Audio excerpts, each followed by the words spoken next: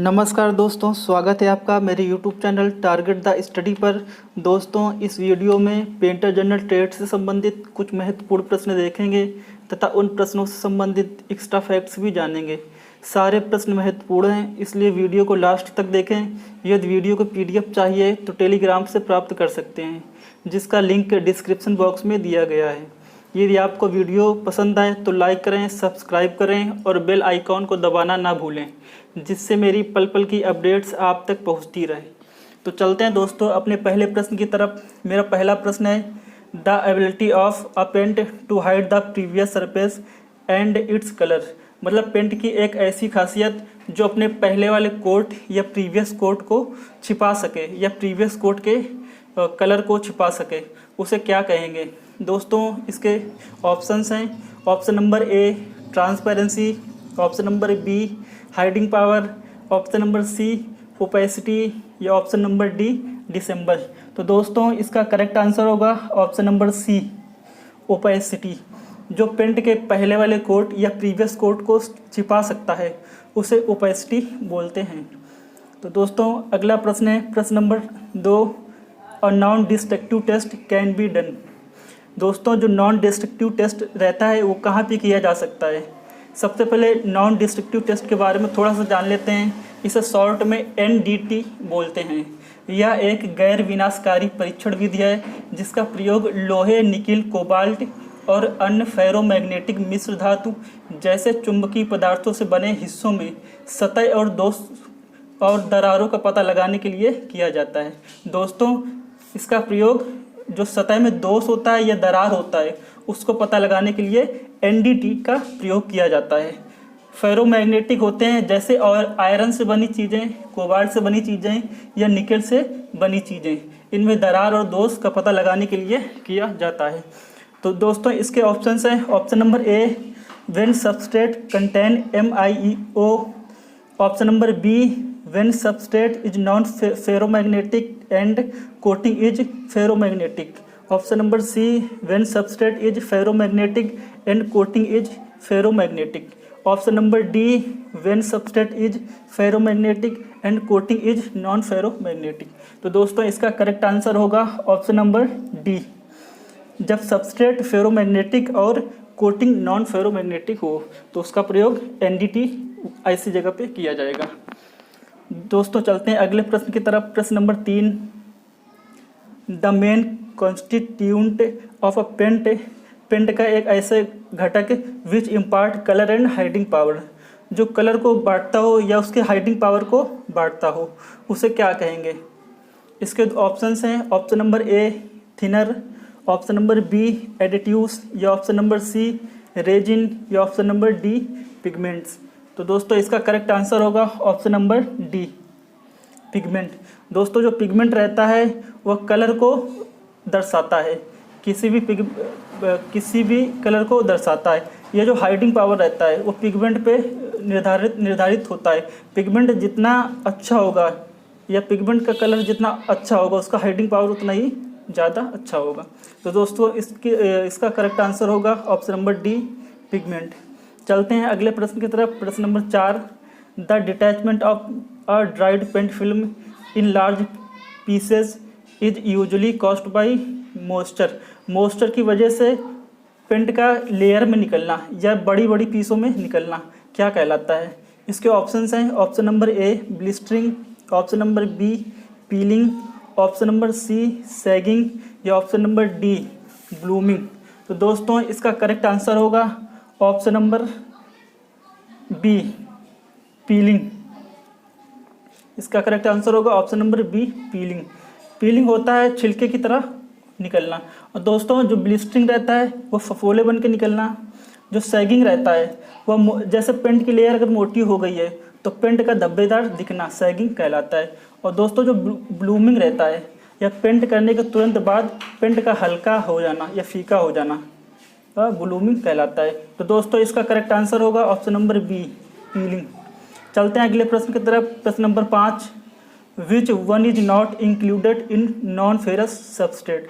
Non ferrous substrate में कौन सा इंक्लूड नहीं किया गया है। दोस्तों, नॉन फेरस सबस्ट्रेट होता है जो लोहे का प्रकार नहीं है, जो लोहे का प्रकार नहीं है, उसमें कौन सा आता है? दोस्तों इसके ऑप्शंस हैं। Option number A mild steel, option number B stainless steel, option number C new galvanised, या option number D weathered galvanised. तो दोस्तों इसका करेक्ट आंसर होगा ऑप्शन नंबर ए। जो माइल्ड स्टील है वह नॉन फेरस सबस्ट्रेट है। चलते हैं अगले प्रश्न की तरफ। प्रश्न number 6, a paint film has small holes in layer. Paint की फिल्म में या पेंट के लेयर में छोटे छोटे होल का दिखना क्या कहलाता है? इसके ऑप्शंस हैं। Option number A greening, option number B lifting, या option number C pinhole, या ऑप्शन नंबर डी फेडिंग। तो दोस्तों इसका करेक्ट आंसर होगा option number C pinhole. Option number C pinhole. चलते हैं अगले प्रश्न की तरफ। प्रश्न number 7, coating of polyurethane occurs. जो पॉलीयूरेथीन की कोटिंग होती है वह कैसी होती है? इसके ऑप्शंस हैं। Option number A flexible coating, या option number B white coating, या ऑप्शन नंबर सी ब्रेकेबल, या option number D graphite coating. तो दोस्तों इसका करेक्ट आंसर होगा option number A flexible coating. जो पॉलीयूरेथीन की कोटिंग रहती है वह फ्लेक्सिबल होती है या लचीली कोटिंग रहती है। चलते हैं अगले प्रश्न की तरफ। प्रश्न number 8, what is the approximate overlap area in painting. Paint करने के समय जो पेंट पे ओवरलैप रहता है वो लगभग कितना रहता है? ओवरलैप का मतलब होता है एक पेंट के ऊपर दूसरी पेंट का चढ़ाना, या एक कोट के ऊपर साइड में दूसरी कोट का चढ़ना कितना रहता है? तो दोस्तों इसके ऑप्शंस हैं। Option number A 100 centimetre, option number B 100 mm, या ऑप्शन नंबर सी 10 mm, या ऑप्शन नंबर डी 100 UM। तो दोस्तों इसका करेक्ट आंसर होगा ऑप्शन नंबर बी 100 mm। दोस्तों जो पेंटिंग का ओवरलैप रहता है एक पेंट से दूसरे पेंट, एक कोट के ऊपर दूसरे कोट जो चढ़ाई जाती है वो 100 mm की चौड़ाई में चढ़ाई जाती है। तो इसका करेक्ट आंसर होगा ऑप्शन नंबर बी 100 mm। प्रश्न number 9, the amount of time after mixing a two part paint system during which it can be applied.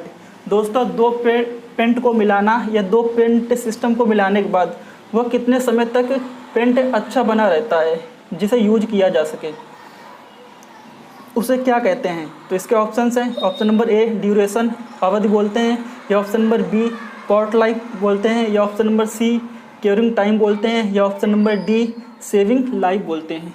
तो दोस्तों इसका करेक्ट आंसर होगा option number B pot life. चलते हैं अगले प्रश्न की तरफ। प्रश्न number 10, the gas used to expel materials from aerosol containers. जो एरोसोल कंटेनर्स रहते हैं दोस्तों, जैसे कि कलर वाली पिचकारी, परफ्यूम वाला स्प्रे और सिलिकॉन स्प्रे, इसमें कौन सी गैस रहती है जो मटेरियल को अंदर से बाहर की तरफ निकालती है? तो इसके ऑप्शंस हैं। Option number A helium, option number B carbon dioxide, या ऑप्शन नंबर सी प्रोपेलेंट, या option number D water vapour. तो दोस्तों इसका करेक्ट आंसर होगा ऑप्शन नंबर सी प्रोपेलेंट। दोस्तों जो कंटेनर्स रहते हैं या एरोसोल कंटेनर्स रहते हैं उसके अंदर प्रोपेलेंट भरा रहता है जो अंदर की गैसों को बाहर की तरफ निकालता है, जो स्प्रे बना के बाहर की तरफ निकालता है। अगला प्रश्न, प्रश्न नंबर 11, कौन सा टर्म रहता है जो एट्रीब्यूट्स मतलब गुण या चमक को दर्शाता है? इसके ऑप्शंस हैं। Option number A chroma, option number B intensity, option number C value, या ऑप्शन नंबर डी वेट। दोस्तों इसका करेक्ट आंसर होगा option number C value. Value paint के गुण या चमक को दर्शाती है। अगला प्रश्न, प्रश्न number 12, what is the minimum time for over coating. दोस्तों जो ओवर कोटिंग करने का समय होता है वह कम से कम कितना रहता है? इसके ऑप्शंस हैं। ऑप्शन नंबर ए 1 घंटा, ऑप्शन नंबर बी 3 घंटे, या ऑप्शन नंबर सी 5 घंटे, या ऑप्शन नंबर डी 4 घंटे। तो दोस्तों इसका करेक्ट आंसर होगा ऑप्शन नंबर डी 4 घंटे। जो ओवर कोटिंग की कम से कम टाइमिंग रहती है वो 4 घंटे की रहती है। अगला प्रश्न, प्रश्न number 13, such a paint film which is caused by excessive floor coating.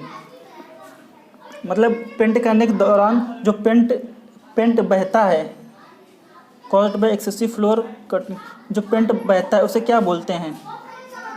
इसके ऑप्शंस हैं, option number A sagging, option number B runs, या ऑप्शन नंबर सी फ्लोट, या ऑप्शन नंबर डी रिगॉर्ज। तो दोस्तों इसका करेक्ट आंसर होगा option number B runs. Paint करने के दौरान पेंट का बहना रंस कहलाता है। अगला प्रश्न number 14, what is the scratch come due to local paint is called. Local paint करने के दौरान या लोकल पेंट करने के बाद पेंट में स्क्रैचेस आ जाना क्या कहलाता है?